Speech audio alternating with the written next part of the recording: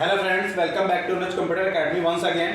तो अब जो इस वीडियो में हम लोग देखने वाले हैं वो यूज़र इनपुट देखने वाले हैं कि यूज़र के द्वारा किसी वैल्यू को हम लोग कैसे इनपुट लेंगे। ठीक है, तो चलिए शुरू करते हैं, वीडियो की स्टार्ट करते हैं। तो सबसे पहले मैं एक एग्जांपल लेता हूं और इस एग्जांपल से आपको मैं समझाने की कोशिश करता हूं कि आप यूज़र इनपुट कैसे लोगे। ठीक है, तो हम लोग क्या करते हैं, सबसे पहले एक प्रोग्राम लिखते हैं छोटा सा, hash include stdio.h hash include conio.h void main clr scr।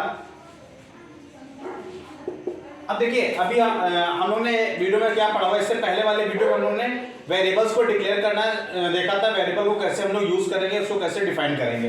तो यहाँ पे एक वेरिएबल मैं लेता हूँ int, मैंने क्या लिया हुआ है a। अब देखिए, अभी क्या है, ये अनडिफाइंड है, अभी इसको कोई वैल्यू हम लोग ने असाइन नहीं की हुई है। इस वैल्यू को मैं किसके द्वारा असाइन करवाऊंगा, मैं यूजर के द्वारा इनपुट करवाऊंगा। किसके द्वारा इनपुट कराऊंगा, यूजर के द्वारा इनपुट कराऊंगा। ठीक है, तो चलिए प्रिंट इसको जो है यूजर के द्वारा इनपुट कराते हैं, देखते हैं। सबसे पहले एक मैसेज देते हैं प्रिंट एफ। यहाँ पे हमने प्रिंट एफ दिया, यहाँ पे हमने एक मैसेज दे दिया एंटर वैल्यू ऑफ ए। यहाँ पे हमने मैसेज दे दिया एंटर वैल्यू ऑफ ए दे दिया, यहाँ पे डबल कोट बंद किया यहाँ पे। अब देखिए, यूजर से इनपुट लेने के लिए हम लोग को एक फंक्शन का यूज करना पड़ता है, स्कैनफ का यूज करना पड़ता है। किसका यूज करना पड़ता है, स्कैनफ का। तो मैंने यहाँ पे क्या लिखा हुआ है, स्कैनफ लिखा हुआ है, ये स्कैनफ लिखा। ये किस में होता है, ये standard input output header file में होता है, स्कैनफ फंक्शन होता है। अब देखिए, अब हमको कौन सी मतलब किस टाइप की वैल्यू को इनपुट कराना है, यूजर से किस टाइप की वैल्यू को एंटर कराना है, तो हम लोग को वो बताना पड़ेगा। देखिए, यहाँ पे वेरिएबल जो ले रखा है हमने, वो किस टाइप का ले रखा है, वो इंटीजर टाइप का ले रखा है। तो जाहिर सी बात है, हम कौन सी वैल्यू इनपुट कराएंगे, हम लोग इंटीजर टाइप की वैल्यू इनपुट कराएंगे। और इंटीजर के लिए हमने डबल कोट में यहाँ पे लिखा, इंटीजर के लिए जो स्पेसिफायर होता है वो क्या होता है, वो %d होता है। कौन सा होता है, %d, हम लोग ने देखा है फॉर्मेट स्पेसिफायर में। इसको डबल कोट में बंद करेंगे और इसको, अब देखिए, जब भी यूजर कोई इनपुट देगा तो वो इनपुट कहां पे जाता है, रैम में जाता है प्रोसेसिंग के लिए। ठीक है, प्रोग्राम में कहां पे जाता है, वो रैम में जाएगा वो प्रोसेसिंग के लिए।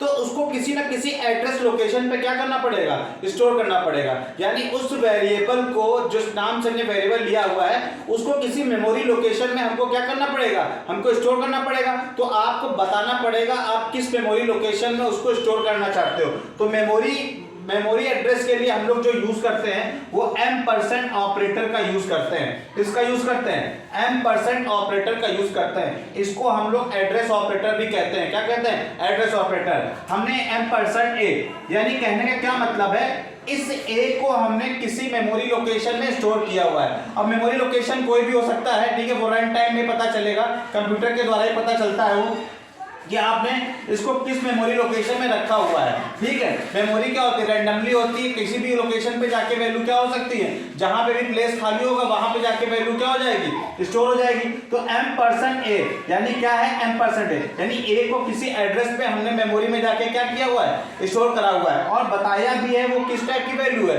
वो इंटीजर टाइप की वैल्यू है। वो किस टाइप की वैल्यू है, इंटीजर टाइप की वैल्यू है। अब इसको क्या करेंगे, प्रिंट करा लेंगे। तो प्रिंट कराने के लिए अभी हम लोगों ने देखा प्रिंट कैसे कराएंगे, तो हम लोग यहाँ पे लिख दिया वैल्यू ऑफ ए इज, यहाँ पे किस टाइप की वैल्यू को प्रिंट करा रहे हैं, %d, यानी किस टाइप की वैल्यू को, इंटीजर टाइप की वैल्यू को। तो यहाँ पे ये लिख दिया, गेट cs लिख दिया, यहाँ पे गेट cs लिख दिया और यहाँ पे ये क्लोज कर दिया। क्या कर दिया, क्लोज कर दिया। तो इस तरीके से आप क्या कर सकते हो, इस तरीके से यूजर से आप क्या ले सकते हो, आप इनपुट करा सकते हो। क्या करा सकते हो आप किसी भी प्रकार की वैल्यू को क्या कर सकते हैं, इनपुट करा सकते हैं, चाहे वो इंटीजर हो, चाहे वो फ्लोट हो, चाहे वो कैरेक्टर हो, चाहे वो डबल हो, आप किसी भी टाइप की वैल्यू को आप स्टोर करा सकते हैं। तो आइए छोटा सा एक प्रोग्राम देखते हैं, 2 नंबर को ऐड करने का एक प्रोग्राम देखेंगे कि 2 नंबर को ऐड कैसे करते हैं यूजर के द्वारा इनपुट लेके। ठीक है, तो चलिए इसी को कंटिन्यू करते हैं। यहाँ पे आते हैं, यहाँ पे तो देखते हैं इसको कैसे करेंगे। देखिए, यहाँ पे हमने क्या ले रखा है,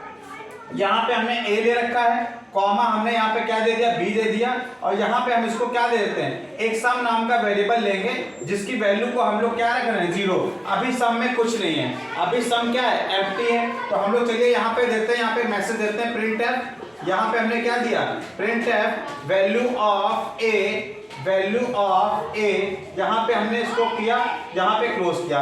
अब स्कैन कराया, यहाँ पे स्कैनअप लिया, यहाँ पे स्कैनअप, ठीक है, परसेंट डी, यहाँ पे क्या लिखा परसेंट डी, एम परसेंट, यहाँ पे क्या लिखा ए लिखा। फिर से हमने एक मैसेज दिया प्रिंट एफ, यहाँ पे हमने कैसे दिया प्रिंट एफ, यहाँ पे हमने परसेंट डी लिखा। अब किसको हम लोग स्कैन कराएंगे, बी को स्कैन कराएंगे।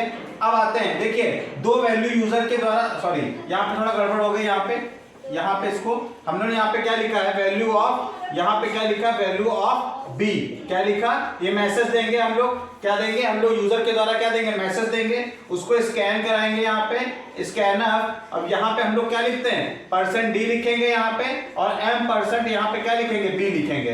अब देखिए यूजर के द्वारा पहले तो एक मैसेज आएगा, आपसे पहले क्या पूछेगा, एक मैसेज पूछेगा वैल्यू ऑफ ए, ठीक है, फिर आप वैल्यू क्या करेंगे यूजर के द्वारा क्या करेंगे वैल्यू इनपुट देंगे, यानी ए की वैल्यू इनपुट देंगे। फिर आपसे क्या पूछेगा वैल्यू ऑफ बी, और उसके बाद कौन सी वैल्यू पूछेगा आपसे बी की वैल्यू पूछेगा।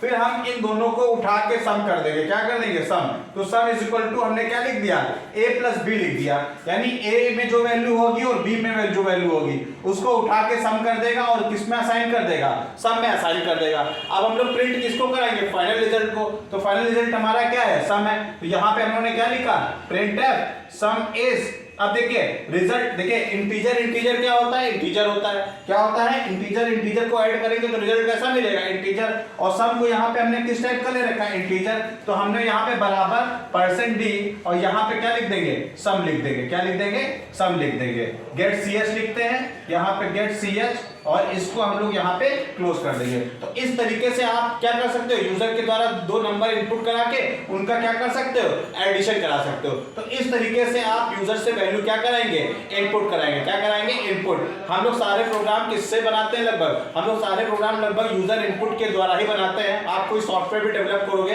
तो उसमें यूजर के द्वारा क्या लिए जाते हैं, यूजर के द्वारा वैल्यू इनपुट कराई जाती है और उनको हम लोग क्या कराते हैं प्रोग्राम के थ्रू आउटपुट हम लोग उनको देते हैं। तो इस तरीके से आप क्या कर सकते हो, आप जो है इनपुट यूजर के द्वारा इनपुट आप दे सकते हो। तो फ्रेंड्स अगर आपको ये वीडियो पसंद आया तो इसको लाइक और सब्सक्राइब शेयर करना ना भूलें। Thank you.